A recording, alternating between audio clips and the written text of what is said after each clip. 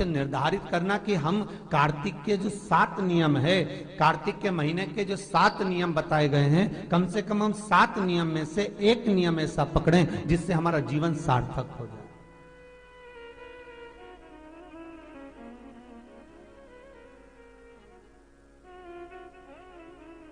आप भले 7 नियम नहीं कर रहे कार्तिक के, भले एक नियम करो, पर वो नियम हमारा पूर्ण चलना चाहिए, उसके नियम की पूर्णता पूर्ण होना चाहिए। आपको कहा था कार्तिक के 7 नियम हैं, उसमें पहला दीपदान, दूसरा तुलसी पूजन, तीसरा भूमि पर शयन, चौथा शरीर पर तेल नहीं लगाना, पांचवा सुंदर दलहन की चीजों का त्याग करना, और छठा ब्रह्मचार्य व्रत का पालन करना, और सातवां अपने जीवन में कार्तिक के महीने में चाहे वाणी का संयम हो, चाहे भोजन का संयम हो, चाहे शब्दों का संयम हो, चाहे दृष्टि का संयम हो, चाहे इंद्रियों का संयम हो, वो संयम रखें।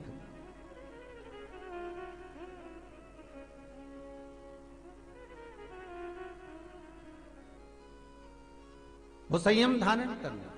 अब हमें ये ज्ञात करना है कि 7 नियम जो कार्तिक के महीने के होते हैं, कार्तिक माहत्म में जो 7 नियम बताए गए होते हैं, इन 7 नियम में से कोई एक नियम हम हमारी जिंदगी में उतार लें, कोई एक नियम हम हमारे जीवन में उतार लें, जिस नियम के बल पर हमें परमात्मा का साक्षीकरण हो जाए।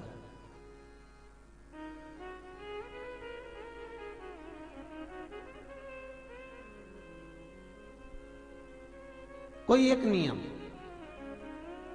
अगर आप दीप दान कर रहे हो कार्तिक के महीने में, प्रतिदिन आपने 1 महीना तक दीप दान करा महाराज, तो ये भी आपका एक नियम है। 1 महीने तक आपने जो तुलसी में जल चढ़ाया, ये भी आपका नियम है। आपने अगर वाणी पर संयम रखा है, ये भी आपका नियम। महाराज, एक बहुत सुंदर बात कार्तिक के माध्यम से लीजिएगा अपने जीवन में उतारने के। कार्तिक के महीने का 7वां नियम याद रखना, संयम।